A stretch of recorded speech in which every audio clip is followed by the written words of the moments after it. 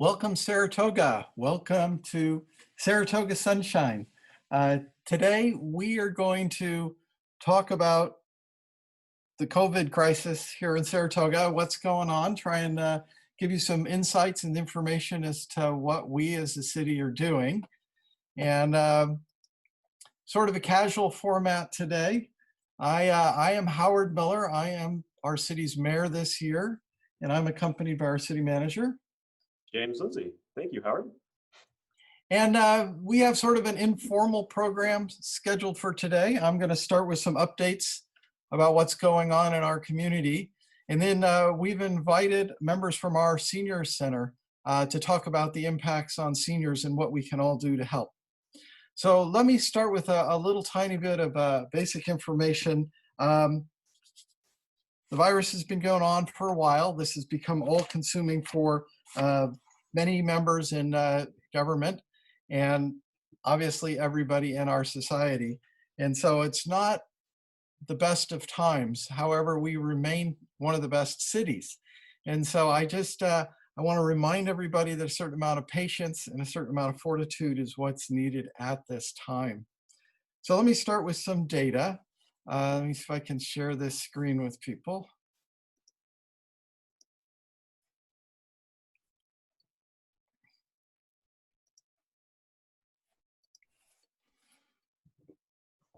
Okay, hang on one second.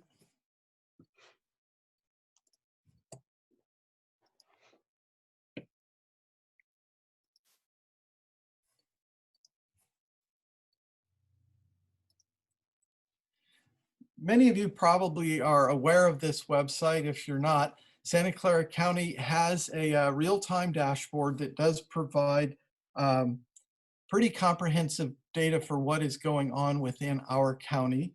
As of yesterday, there were 20 new cases and unfortunately 3 deaths. They do show all the trends. There's actually a wealth of information available on this website. And if you are a data person, this website provides the most accurate data that's available within our county. So I want to point out a few good news things.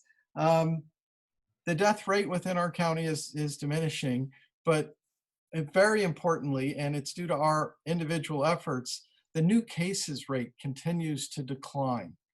So not every day is down. There are always ups and downs in this, but overall, we are reducing the spread of this virus within our county. So if you are interested in this and more data, we strongly encourage you to do Santa Clara County COVID-19 web search, and you will find this particular website. So I also follow state news and national news. At the state level, the state of California is unfortunately still in a space where we are maybe just leveling out.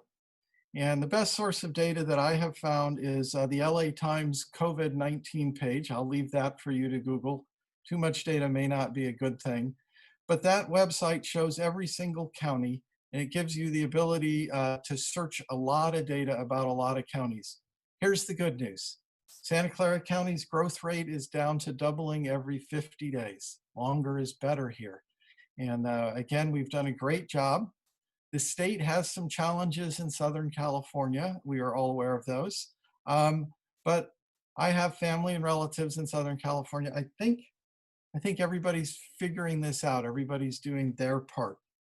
Nationally, it appears as though we have plateaued. I have relatives in New Jersey, and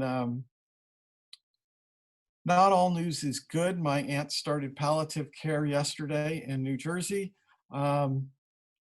We are all going to be affected directly, indirectly, or through a friend by this unfortunate virus. But nationally, the United States is leveling out. Some areas are clearly declining. Some of the worst areas, New York and New Jersey, other areas on the East Coast, are getting much better. We're nowhere near out of the woods, but lots of positive stuff is happening. Internationally, there are some really bright spots. I have family members in New Zealand studying the situation there. They've been there for 9 weeks, and New Zealand appears to have turned the corner and is opening up their society right now. There are positive things going on around the world. So let me talk about some of the recent headlines in the news. And no, I am not going to repeat anything that I'm hearing in the news. I want to make first a couple of comments. When you go on the internet, there are a lot of potential cures and a lot of products that you could buy. And I strongly encourage people to only consider things that have been blessed by the Food and Drug Administration. Cleaning products are not going to help inside your body right now. For example, there are herbal teas and stuff that have no proven medicinal value. Be safe. Use things that have been approved or blessed by the FDA or under the consultation of your medical professional. I want to talk about some of the studies that are going on. If we read the news or follow the news online, you can get discouraged very quickly. My mother's a researcher at UC Berkeley in the life sciences for my entire life. And the way she would describe it, every research paper is when some very smart person has figured out how to get two pieces of a puzzle to snap together. And, you know, when I do puzzles, I'll snap two pieces together. And my wife will look at them and say, those don't even go together. And that's the way it is with research. And right now, everybody is so hungry for news and information. As soon as a research paper is put out in that draft form for peer review, it hits the front page of all of our papers. This is just two pieces of a puzzle that may fit together. It takes 100 pieces of a puzzle to see what the puzzle even is. So I don't want anybody to try to draw huge conclusions from individual studies that you see on the headline news in any given day. And there is one study that came out that I will make a comment on. There was a study that talked about very, very low survival rates for people that were put on ventilators. And I did the only logical thing that would happen in my family was I called the researchers and family members who were working in the wards at Johns Hopkins. And I said, is this really true? And they said, no, Daddy, this is totally false. We have here at Johns Hopkins, we have above 85% survival rate for those that have been put on ventilators. That's not what you heard in the top line news. The techniques of patient care and patient treatment are dramatically different now than they were just a month ago. And the leading universities in America, the teaching hospitals, are finding new and better ways every day to care for those of us who end up with this virus. And so I don't want anybody to walk away with one news article thinking really negative things. It's just a piece of the puzzle. As we get more experience and more knowledge, we will be better able to manage the healthcare situation. We will be better able to treat patients. Medications and viruses, those are things that are being explored by researchers now, and there is no one that I know that's expecting a silver bullet tomorrow. So what's our best line of defense? We all know that. That's preventing ourselves from getting it and preventing ourselves from passing it on to others. Okay? We've talked a lot about social distancing, and I want to just back up and talk about the basics, right? This virus transmits primarily through your body, mouth, nose, eyes. They talk about mucus points of entry. And what does that mean? Well, we say don't touch your face. Yes, please don't touch your face. Whether you're wearing gloves or not wearing gloves doesn't affect it. What is affecting it is whether or not you're touching your face.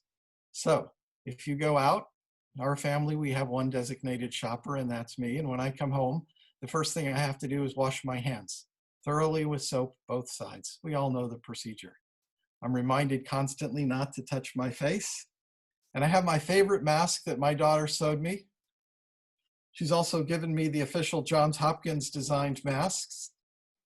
You can purchase masks, you can sew masks. If you can't sew a mask, you can always contact my daughter, she'll sew one for you. We wear masks to reduce the possibility that we may be spreading the virus and to reduce the possibility that we may be contracting it. That's through the airborne particles. Also in that vein, we ask everybody to stay 6 feet apart. None of the things that I've mentioned is an absolute bulletproof defense. These are all part of the steps that we can take to keep ourselves safe and to keep others around us safe. And for the youth, my daughter is one of them, I want to remind people, just because you may think that you don't have this doesn't mean that you don't. And it's unclear all the transmission vectors. And so we do ask people, even though it's not our official rule within the county, we do ask people to wear masks when out in public. And we do ask people to respect the distance. 6 feet would be the minimum. And personally, I advise everybody wash your hands when you go home. So let us talk about what's going on in the county. Everybody saw the pre-announcement on Monday by the mayor of San Francisco. Unfortunately, her pre-announcement was perhaps a little premature. There was no underlying information about what's going to change. This afternoon, well, noon today, we are going to get the official updated shelter at home orders from our county. We all know the punchline. We're going to be doing this for the month of May. However, they have looked at a lot of job functions and a lot of things that are going on. And so the silver lining should be hopefully positive for some people. I'm expecting to see some adjustments that should make our lives a little bit easier and should allow some of the hardworking people within our community that could safely return to work to have an option to safely return to work. It's a 5-week period. I don't expect everything in the first day. I do expect positive news though. Again, I will leave us with we have done an exceptional job in Santa Clara County in flattening the curve. We have done what has been asked of us, and we have seen the results. There is a lower new case rate every day. And so we're not going to rest on our laurels, but there is positive news out here.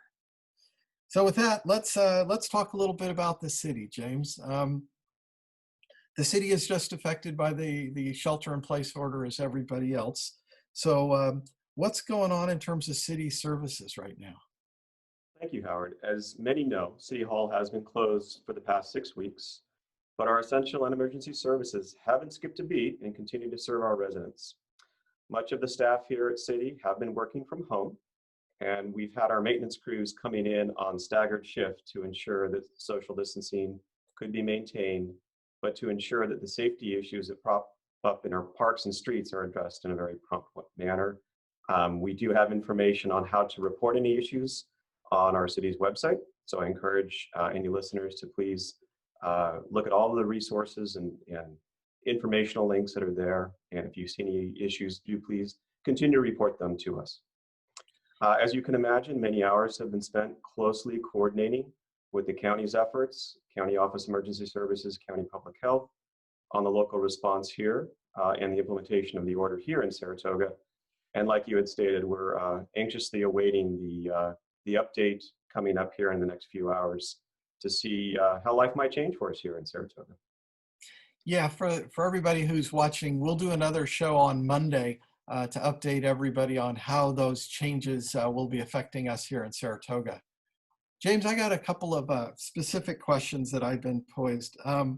If people need a building permit, say for a roof that's leaking for a hot water heater, those basic things that are needed to keep your house functional, can they get one, and how do they do it?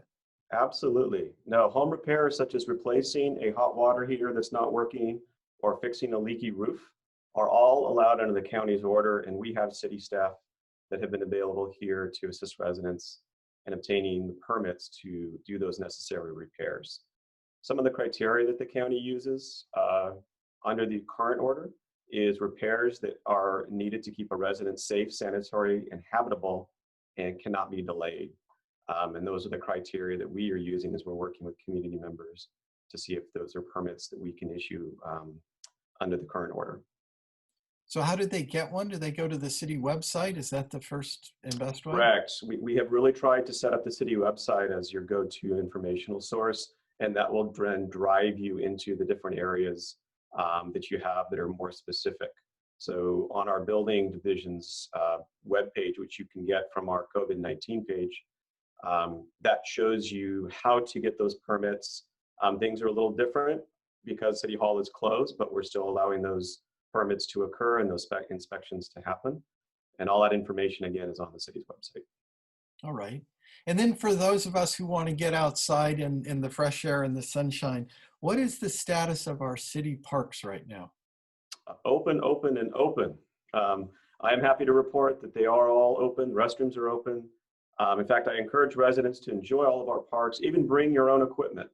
One caveat that, the members of your household are using the equipment, so we're not spreading any germs, but we are encouraging folks to be outside, getting some exercise, taking advantage of the trails. The playgrounds and the sports courts will remain closed for the time being until we can get some further direction from the county. But we are hopeful to see folks out there enjoying the open space. Are our parking lots open? The parking lots are open. So we could all do a hike at Corey Park. That's an excellent idea. It's a beautiful day for that. Okay, great. Okay, there's more stuff going on in the city. There is a city resource page that is up. But if you just go to the city website, www.saratoga.ca.us, there is a COVID banner right at the top that you can click on, and it'll take you to all of the critical stuff. Okay, so moving on. Today's program was supposed to be senior focused, and we are joined today by Tyler Taylor. Tyler, if I think you can turn on your camera, and who is the executive director of our senior center, and then Lisa Oakley, who is the chairperson of the board for SASE, our Senior Area Coordinating Council. Hey, Tyler. Hey, Lisa. Hi. How are you guys doing with all of this? Hanging in there. Hanging in there. That is the word of the day. We're all hanging in there. We're doing our part. I gotta just jump right in here. This shelter at home order has impacted a lot of what we can do in the cities. Tell me, what is SASE and what's our senior center doing to respond?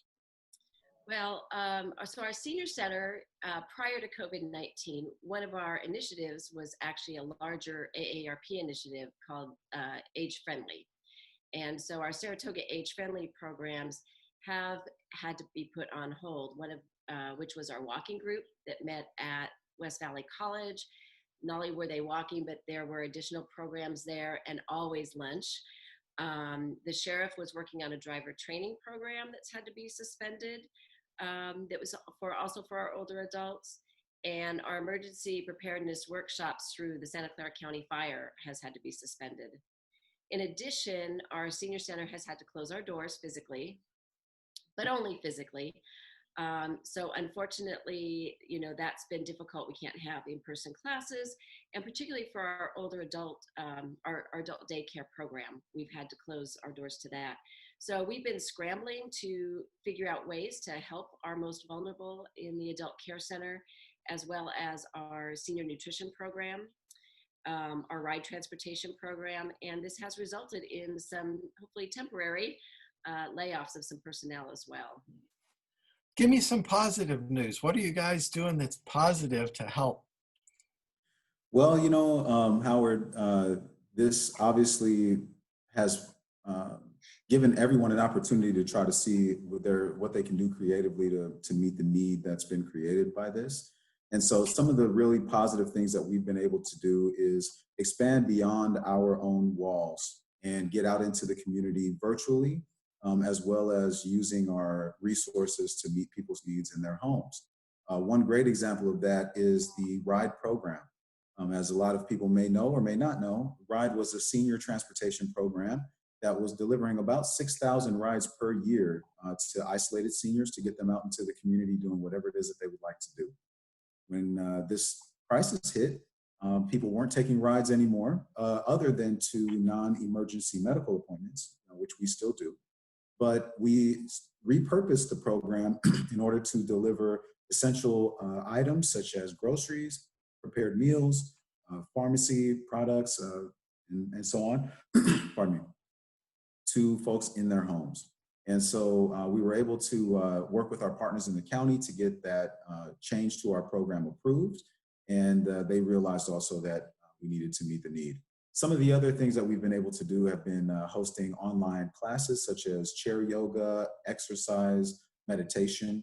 And I have just, and Lisa will probably bring up a little bit more about this, but we launched a resource line for seniors to call into with whatever needs they might have. Maybe Lisa can share a little more about that. I can share it Yeah. now. Okay. So we just launched an online support program, which I'm super excited about because, as you know, we are isolated in our homes, hopefully with other family members, and it can be difficult though, especially if you live alone. A good friend of my parents lives alone, and you want to be able to connect with people. And so this support line, I want to give you the phone number, is 408-621-7526. And it is operating from 8 in the morning until 4 p.m. in the afternoon. And it's a great way to connect with somebody, whether it's, I'm feeling lonely and I need someone to talk to, or I'm running out of groceries and I have, because I'm an older adult, I might have some, compromised issues that I need some help to do that. My mother has dementia and I need to find a trustworthy caregiver for her. I'm a caregiver and I just need to vent to somebody or get some help in that regard. So the support line is available to everyone over the age of 65.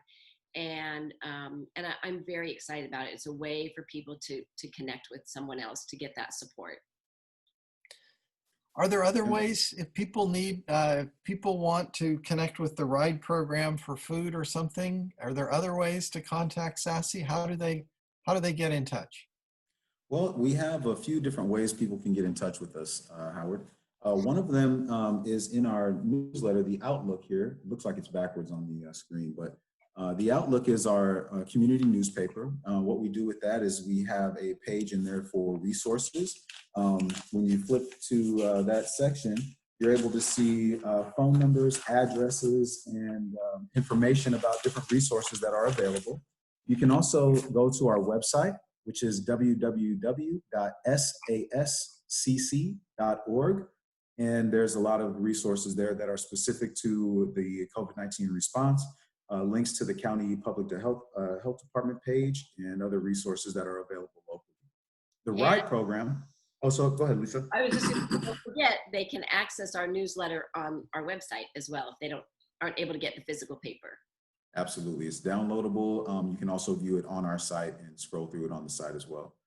And you can also get in touch with the RIDE program at 408-892-9739. Our guy Joe will be happy to talk to you and tell you about how to schedule a delivery, or if you need a ride to a medical appointment, we can also take care of that for you as well. Yeah, okay. This is great. These are opportunities within our city. I got to say, there's a lot of citizens within our community who want to help out. Are you guys, and many organizations aren't accepting volunteers right now. Are you guys in a position to be able to make use of volunteers within your organization?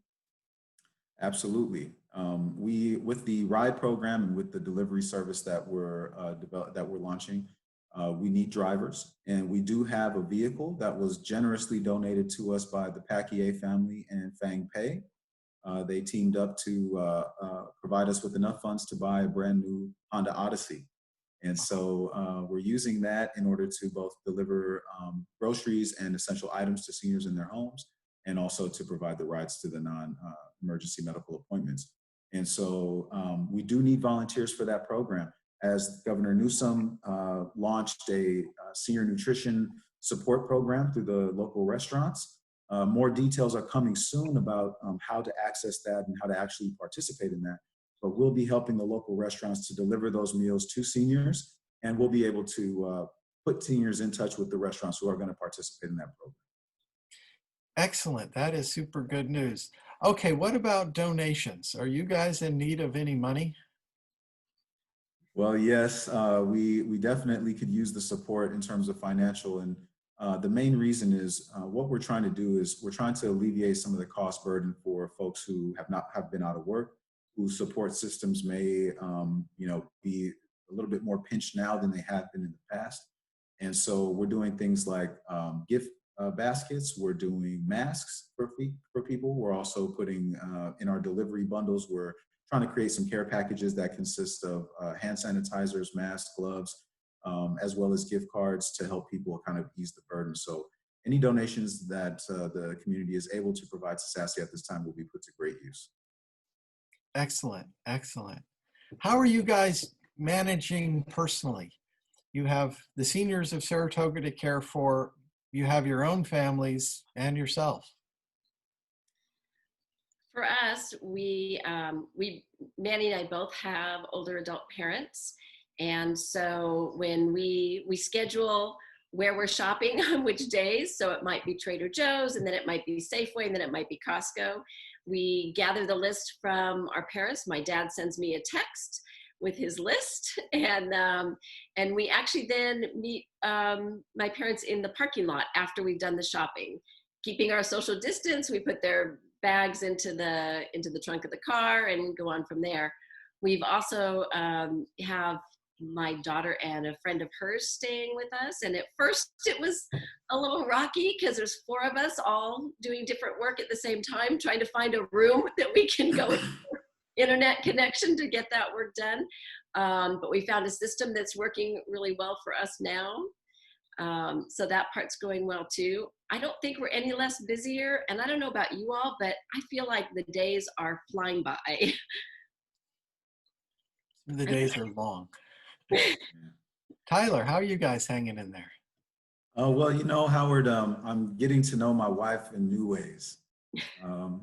We're spending a lot of time together, and you know, it's definitely a good thing.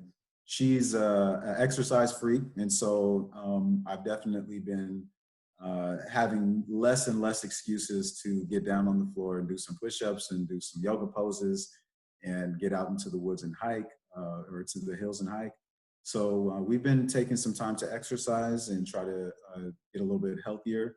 But we're also kind of paying attention to what's going on around us. We both are professionals, and so we spend a lot of time at work.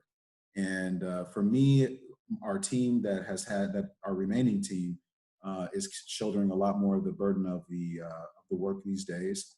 And they're really working hard to make sure that we have resources for our seniors. So I do spend a lot of time working still, but you know, I've just been able to reflect, kind of take a little bit of a breath, and you know, make sure that I'm keeping my family ties strong, connecting with my family by phone and by I've heard a comment from some people that they've spent more time with their family virtually now than they have in person for, you know, the past 10 years or so. So it's been good to reconnect and kind of find a space to reflect. Yeah, that is true for all of us. It is a different time, and we're working in different ways, and some of our family members are appreciative, and some are a little less appreciative. But it's all working its way out. Do either of you have anything else that you would like to share? I would like to share one more thing. A positive note for folks who are have family members who are living with Alzheimer's, dementia, or other cognitive and physical disabilities, who might be in need of adult day program services. That, you know, the most vulnerable in our populations were, you know, obviously the most heavily impacted by this situation. The closure of our adult daycare program provided a big hurdle for a lot of people. And although some folks were able to stay home with the order, some folks are also essential workers. And so when you have a relative, a family member, loved one who is suffering from that disease, you know that it's not an easy thing to leave them at home, and it's also not an easy thing to manage and carry on for yourself. One of my other hats is I am on the Senior Care Commission for Santa Clara County, and we had just successfully proposed a budget item for $775,000 to support adult daycare programs throughout the entire county of Santa Clara. When COVID hit, all of the adult daycare centers closed, and that funding was being threatened by the budget cuts that are going to be subsequent to the response by the county. We talked to all of the Board of Supervisors and the staff in the County Office of Contract Management, the County Office of Research and Evaluation, and we were able to demonstrate to the county that there is a way to provide those services remotely. We can get in touch with families through meetings just like this one. And thank you, Mayor Miller, for putting this on, and the city staff. We can provide caregiver resources for families remotely. We can provide counseling sessions. And there's just a lot that we can do from using technology and also the old-fashioned ways of phone and mail. And so the county allowed us to keep our contract intact. And what that means is we will have funding from them to provide our adult daycare services remotely. And folks who may not be able to afford those services in the past, there is a subsidy available for you. So if you have a loved one, a relative, a parent, a husband or wife who may have Alzheimer's or dementia, or may have some cognitive impairment, and you need some resources and you need help, there is a program available for you. If you reach out to us at www.sascc.org, and I think they'll put the link on at the end of this. I got it, yeah. Yep, you'll be able to get in touch with us, and we can provide some services for you at little to no cost. So please take advantage of that, and that's one of the great things that we're really excited about. Excellent. Okay, we are about out of time here, but don't move. What I'd like to do is I have a slide that has your website on it, but I want to go back through all the phone numbers. So first, let me go back to that slide.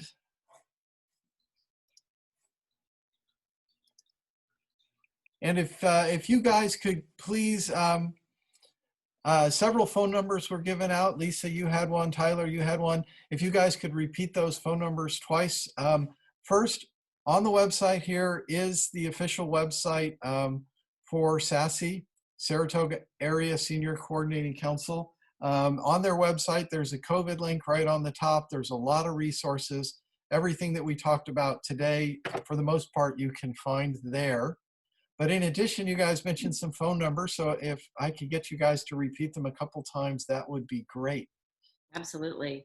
So the support line, which any of our resources can be reached by calling the support line. So even if you forget the email address, you can access it through this phone number, which is 408-621-7526. Again, that's 408-621-7526. Excellent.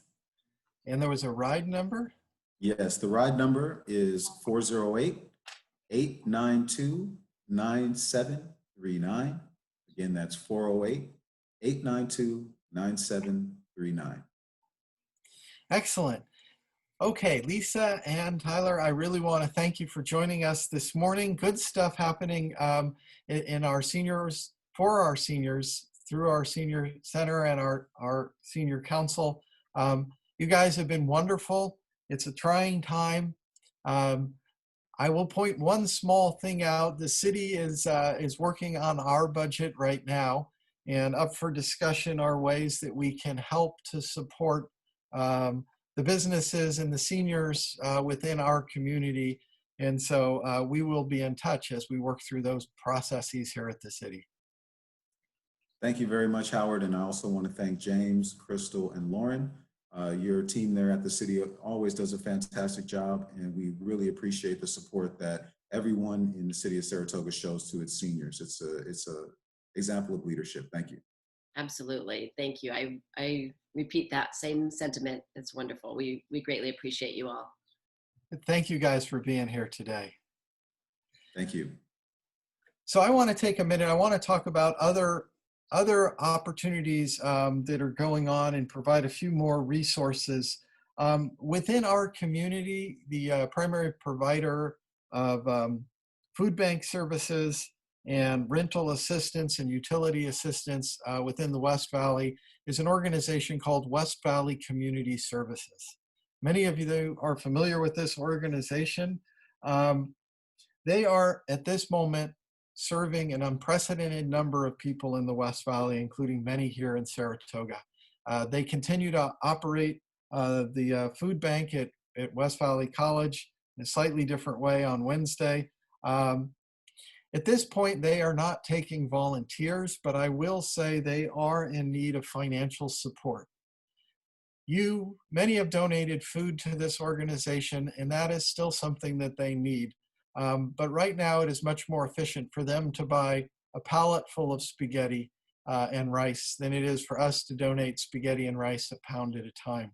Now, if you have fresh lemons or fresh fruit that you cannot consume in your house, they would love to get fresh fruits and vegetables. But beyond that, their number one need right now to help serve the citizens of the county and of the West Side is financial support. So I have their website here. Below them is another organization, foundation that has been super critical in serving the healthcare needs within the county. We have the Valley Medical Center, which is operated by the county, but they have a foundation, the Valley Medical Center Foundation. This provides all the extra stuff that a hospital needs. And in this time, they have been pressed into helping to supply hand-sewn masks, face shields. They are the organization that is taking donations to purchase additional equipment and additional emergency supplies. And they are in the same situation. They have limited opportunity for volunteers.